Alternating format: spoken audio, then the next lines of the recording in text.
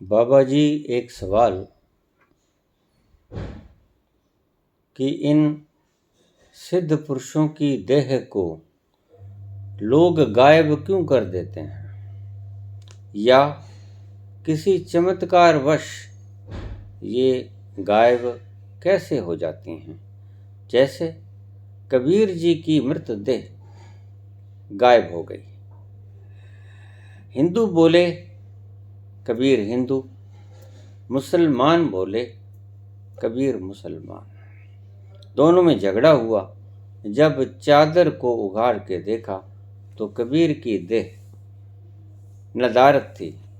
पाए कुछ फूल, आधे बांट लिए हिंदुओं ने, आधे ले गए मुसलमान। हिंदुओं ने मंदिर बना लिया, मुसलमानों ने मस्जिद बना ली।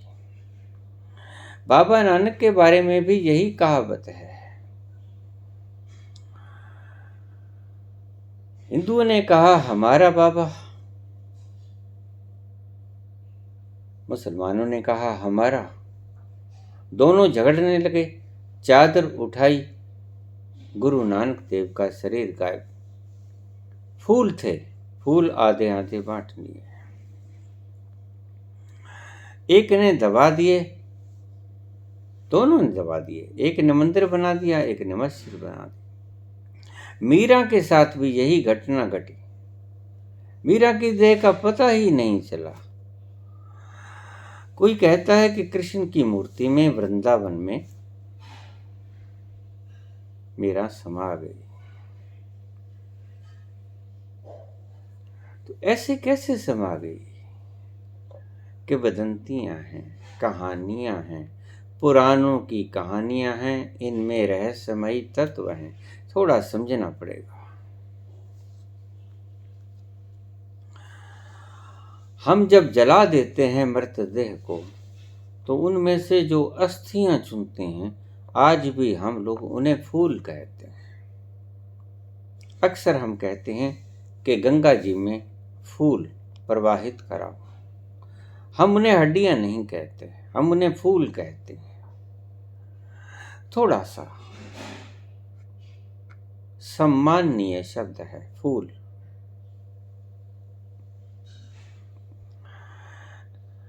कहीं गायब नहीं हुई गुरु नानक देव की देह। कहाँ जानी थी देह? कोई चमत्कार नहीं हुआ। कहीं नहीं गई कबीर की देह, कोई चमत्कार नहीं हुआ।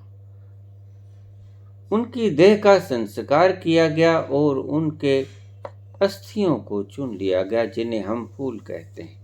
आधी मुसलमानों ने, आधी हिंदुओं ने। मुसलमानों ने मस्जिद बना ली, हिंदुओं ने मंदिर बना लिया। ऐसा ही बाबा नानक के साथ हुआ, ऐसा ही कबीर के साथ हुआ। कबीर की देह को भी जला दिया गया, और जलाने के बाद जो फूल थे, आधे मुसलमान आधे हिंदू। एक ने मंदिर बना लिया, एक ने मस्जिद। मीरा का भी शरीर गायब होना असंभव है, ऐसा कुछ नहीं हुआ। भ्रांतियां हैं, ये सिर्फ पौराणिक कहानियां हैं। शरीर कभी गायब नहीं होता, न कभी गायब हुआ है, न होगा। शरीर वैसे ही रहता है। मीरा का शरीर, मीरा मरी होगी निश्चित, कृष्ण की मूर्ति के चरणों में मरी होगी। उसको भी चिता दी गई होगी और उसकी चिता को, फूल को दबा दिया होगा। पता नहीं चला कि कब्र कहाँ है, कहाँ दबा दिए गए उसके फूल, बात अलग है। लेकिन इनकी मृतदेह कहीं ऊपर नहीं उड़ जाती, कहीं कोई चमत्कार घटित नहीं होता। ये संस्कार कर दिया जाता है और उसके बाद जो अस्थियां चुगी जाती हैं उनको हम लोग फूल कहते हैं। आज भी हम लोग कहते हैं कि फूल। हम समझते हैं गेंदा, गुलाब, चमेली, मोतिया, इनके फूल मिले होंगे। नहीं, ऐसी बात नहीं। हम अस्थियों को ही फूल कहते हैं। और उन फूलों को हम गंगा जी में प्रवाहित करते हैं। लेकिन क्योंकि संत पुरुष थे, इतने लोग तो शुरू से ही जानते हैं कि संत पुरुषों की हड्डियों को, फूल जिन्हें हम फूलों का नाम देते हैं, अस्थियों को एक पात्र में भर के रख लिया जाए तो अपनी खुशबू जो उन्होंने पिया एनलाइटनमेंट के वक्त वो बिखेरती रहेंगी। वहां पर जो व्यक्ति बैठेगा वह सडन ही संबोधि को शीघ्र प्राप्त हो जाएगा। मैंने पहले पिछले प्रवचनों में बात की थी कि इन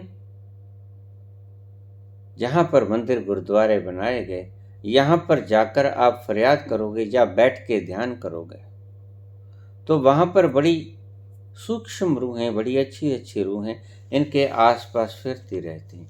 जरूर नहीं है कि मज़ार हो, उनका मंदिर बना लो, उनकी मस्जिद बना लो, अच्छी रूहें उसके आसपास फिरती रहती हैं। जो कि आप जाओगे, कुछ न कुछ मांगोगे, रूहें सुनेगी और आपकी इच्छा को पूरी कर देंगे। किसी भी मजार में या जहां दफन किए गए फूल किसी के भी हों, अगर वहां मंदिर बना दिया, मस्जिद बना दिया, चर्च बना दिया, कुछ भी बना दिया,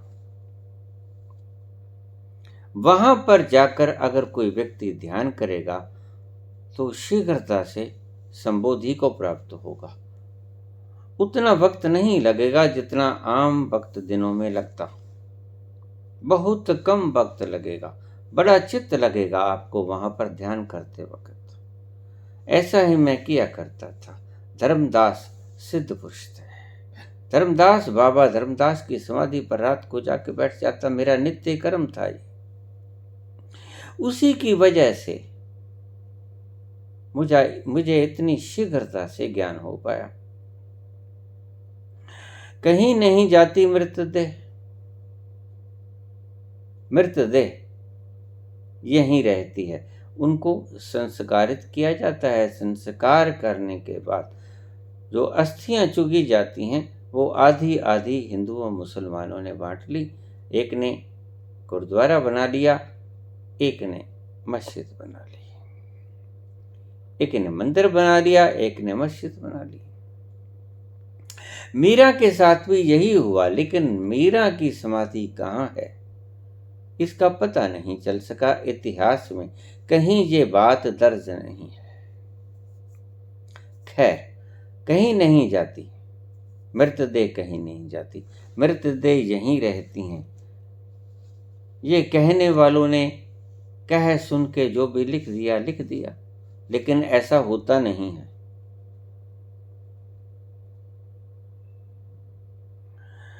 उन अस्थियों को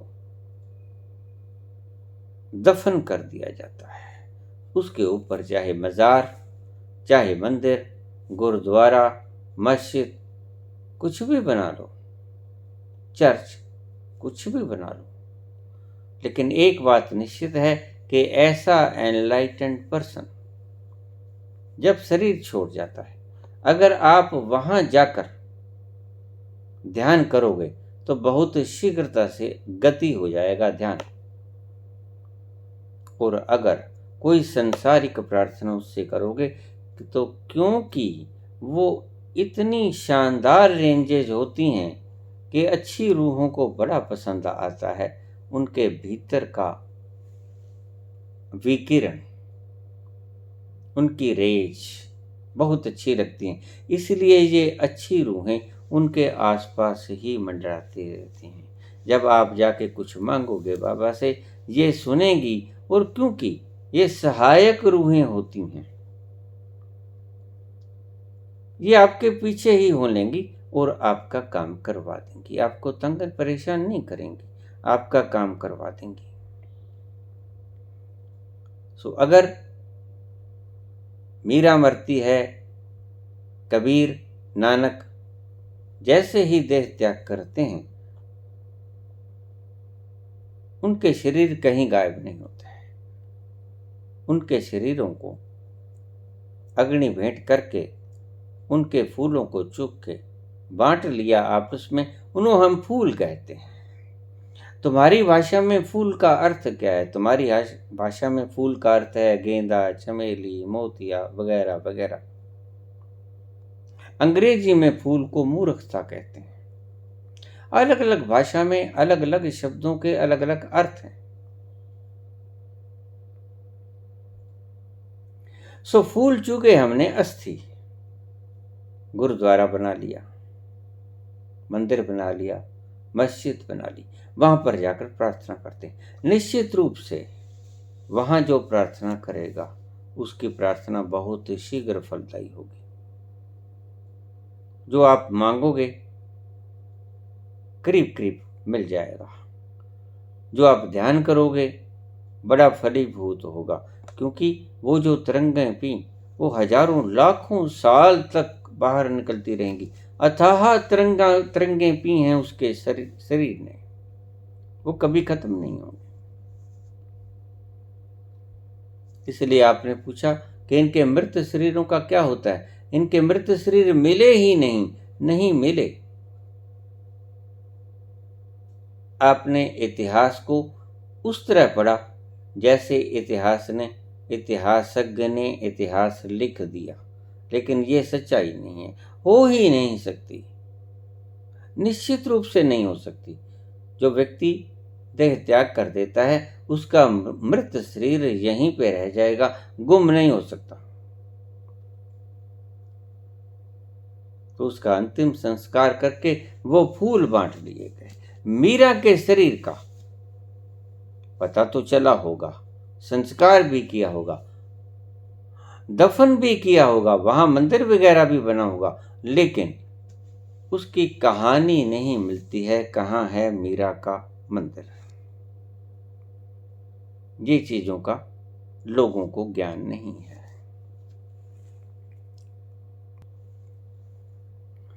दूसरा प्रश्न है, महमूद गजनवी कैसे मरा? महमूद गजनवी का जन्म अफगानिस्तान में गजना नामक क्षेत्र में हुआ। वह राजा था, उसने 17 बार हिंदुस्तान पर कब्जा किया। वह 17 बार हिंदुस्तान को लूट के ले गया। जब वो जन्मा और थोड़ा सा बड़ा हुआ तो शुरू से ही सुना करता था कि भारत बहुत अमीर देश है। जब भारत सोने की चिड़िया हुआ करता था तो उसके मन में सदा ही रहता था कि जैसे ही मैं बड़ा हो जाऊंगा मैं भारत को लूटूंगा। तो उसने ईस्वी 1001 से भारत पर आक्रमण करने शुरू कर दिए और वो जीतता चला गया। बहुत सा धन संपत्ति यहाँ से लूट के चल जाता, खच्चरों पे, घोड़ों पे, गधों पे सोना लाद के ले जाता। हमारे बहादुर, आत्मा को अमर मानने वाले, नैनम छिंदंती शस्त्राणी नैनम दहती पावका, ये लोग उनके सामने मुख भी ना खोलते। महमूद गजनवी सोमनाथ के मंदिर में कई घंटे तक लूट करता रहा। सारी मूर्तियां उसने तोड़ दी जो कि सोने की थी और खच्चरों पे लाद के चला गया। और वहां के पुजारी राम राम करते रहे। 50,000 लोगों को उसने मार दिया। लुटेरा भी था, हत्यारा भी था, लेकिन किसी की जरूरत नहीं पड़ी कि उसको रोक दे। 17 बार ऐसा नहीं है कि वो हार नहीं सकता था, वो हारा। 1015 में उसने कश्मीर पर हमला कर दिया। कश्मीर की महारानी उस वक्त रानी दीदा थी। रानी दीदा ने उसे परास्त कर दिया, महमूद गजनवी को। पहले वो जीतता ही चला जा रहा था, लेकिन 1015 में जब कश्मीर पर उसने आक्रमण किया तो वहां की महारानी शासिका, महारानी दीदा, उसने उसको हरा दिया। वहां से वो भाग आया, लेकिन उसने लूटा बहुत। बड़ा जबरदस्त आक्रांता था।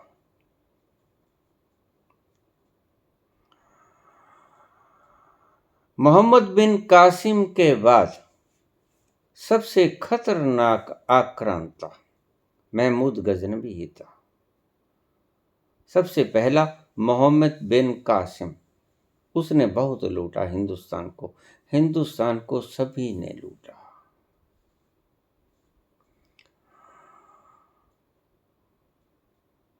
हिंदुस्तान इतना अमीर था, हमारे बच्चे आज किस दशा में हैं, सिर्फ उन लुटेरों की वजह से। हमारा यहाँ का सारा सामान हमारे कायरों के कारण लूट गया। हमारे कायर मानते थे कि ये आत्मा मरती नहीं, लेकिन तब पता चला कि उन्होंने जाना ही नहीं था कि हम आत्मा हैं। वो यही जानते थे कि हम शरीर हैं, क्योंकि लूटता रहा गजनबी, और वो कोने में बैठे दुबकते रहे, राम राम करते रहे और मांगते रहे कि हे भगवान हमें बचा दो। तो ऐसा व्यक्ति ईश्वर को प्राप्त व्यक्ति होगा जो अपनी जीवन की रक्षा के लिए परमात्मा को पुकार रहा है। वो एनलाइटेंड पर्सन होगा? नहीं, एनलाइटेंड पर्सन तो जानेगा कि मैं शरीर से अलग हूं, मैं मर नहीं सकता। उसके आगे आप तोप भी खड़ी कर दोगे, वो उड़ जाएगा लेकिन मरेगा नहीं। मर जाएगा उसका शरीर, वो नहीं मरेगा। अनल हक, मैं ब्रह्म हूं, मैं परमात्मा हूं। एम आत्मा ब्रह्म, अहम ब्रह्मस्मि, एको ब्रह्म द्वितीयो नास्ति। ये सभी विचार कथाएं नहीं हैं, अलंकार नहीं है, ये सत्य की परिभाषाएं।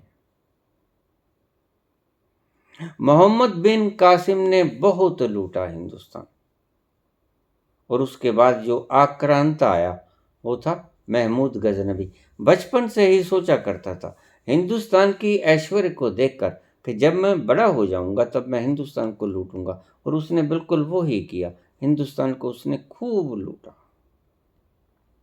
17 बार लड़ने के बाद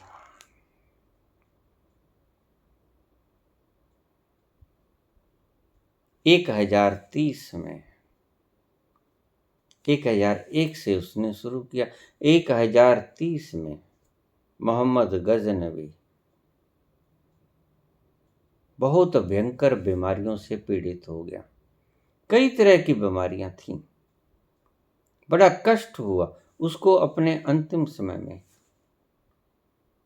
करीब 10 महीने कष्ट झेलना पड़ा, और बहुत भारी कष्ट झेलना पड़ा। वो त्राही त्राही करके मरा, बड़ा दुष्टता से मरा। वो जैसी दुष्टता उसने जीवन में दिखाई, ऐसे ही दुष्टता प्रकृति ने उसके साथ मृत्यु में दिखाई उसे। 10 महीने तक वो करीब करीब तड़फता रहा, कंपता रहा, और 10 महीने के बाद बहुत जीर्ण शीर्ण हालत में उसने प्राण त्याग दिया। ये था महमूद गजनवी, एक लुटेरा था,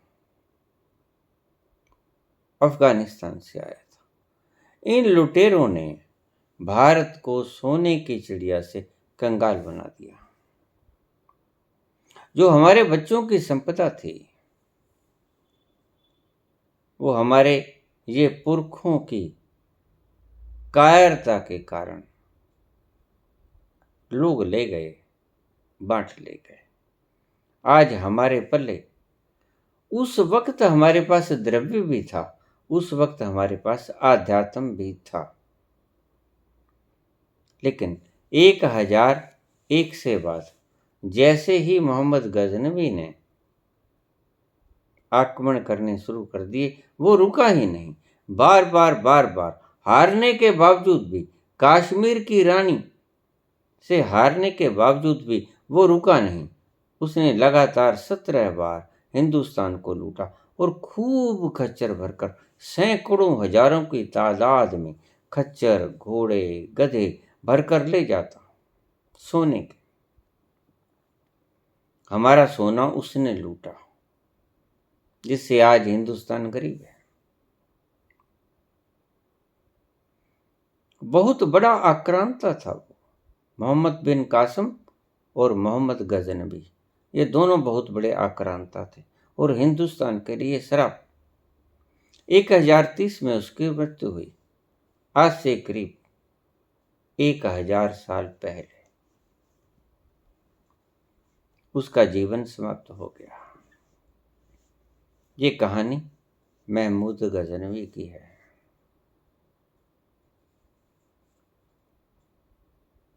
धन्यवाद।